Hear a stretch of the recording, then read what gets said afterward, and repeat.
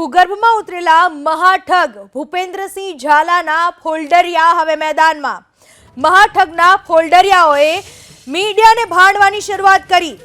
પાપનો પરપોટો ફૂટતા મીડિયા પર આરોપ લગાવવાનું શરૂ કર્યું। પોસ્ટરો બનાવી ફોલ્ડરિયાઓએ કહ્યું કે એક હે તો સેફ હે। આકાએ ખબરોનું કૌભાંડ કર્યું, ખરબનું કૌભાંડ કર્યું અને ફોલ્ડરિયાઓના શરૂ થયા હવાત્યા। લોકોના પૈસે તાગડધીનના બાદ લોકોને જ ગેરમાર્ગે દોરવાનો ભૂપેન્દ્રના ફોલ્ડરિયાઓનો પ્રયાસ। આ વિશે વધુ માહિતી આપવા આપણી સાથે જોડાઈ ચૂક્યા છે મારા સંવાદદાતા કલ્પેશ રાવલ। કલ્પેશ, આ ઠગના એટલા બધા કૌભાંડ છે ને હવે એમાં પણ લોકોને ગેરમાર્ગે દોરવા માટે ફોલ્ડરિયાઓ પ્રયાસમાં ઉતર્યા છે। શું પ્રયાસો છે આ ફોલ્ડરિયાઓના? પૂનમ, રોકાણકારોના પૈસે જ્યારે તાગડધીનના કરતા હતા, એલફેલ ડાન્સ કરતા હતા, ત્યારે એમને યાદ નથી આવતું કે આ એક હે તો સેફ હે। અત્યારે હજુ સુધી મીડિયા સામે આવ્યા નથી કે રોકાણકારો સામે આવ્યા નથી। સોશિયલ મીડિયાનો સહારો લઈને હજુ પણ અપપ્રચાર પહેરાવે છે। કોની સામે? નિષ્પક્ષ માધ્યમો આ પર્દાફાશ કરી રહ્યા છે।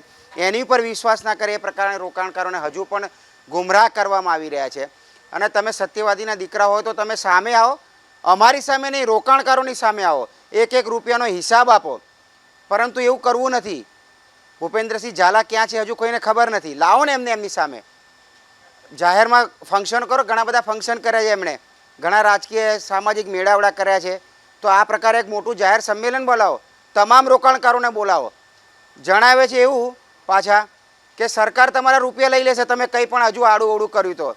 રોકાણકારો બિચારા કાં તો એમના જીવનભરની મૂડી છે, કાં તો 2 નંબરના નાણાં છે। કોઈ સામે હજુ સુધી ખુલીને આવતું નથી। અને હજુ પાછા આ મળતિયાઓ સોશિયલ મીડિયામાં એમ કહી રહ્યા છે કે જો તમે કશું આડું અવળું કર્યું, મીડિયાના વાતમાં આવ્યા તો તમને 1 રૂપિયો નહીં મળે, બધું સરકાર લઈ રહેશે। અરે ભાઈ, હજુ પણ તમે અપપ્રચાર કરી રહ્યા છો। તમે સાચા જ હો, મીડિયા કદાચ ખોટું હોય માની લીધું તો આવો ને સામે, બધાને રૂપિયા આપી દો ને તમે। એમના પૈસે તમે બાલીની ટૂર કરો, ફુકેટની ટૂર કરો, એલફેલ હોટલમાં ડાન્સ કરો, ત્યારે યાદ નથી આવતા રોકાણકારો। રૂપિયાના થક્કે થક્કા લઈને ગાડીની આગળ બોનેટ પર રાખો ત્યારે તમને એ યાદ નથી આવતા રોકાણકારોને। હવે ભરાયા છે એટલે રોકાણકારોને ખોટી સલાહ આપી રહ્યા છે, ખોટો દિલાસો આપી રહ્યા છે। અને સત્યવાદી હોય તો આવો સામે એક એક રૂપિયાનો હિસાબ આપે અને દરેક રોકાણકારોને રૂપિયા પાછા આપે। જી પૂનમ। કલ્પેશ, જે એમણે વાત કરી છે, જે એમણે મેસેજ લખેલા છે, એમાં એવું લખવામાં આવેલું છે કે મીડિયા છે એ સરકારના ચમચા છે। બીજી વાત કે કોઈના તમે વાતોમાં ના આવશો।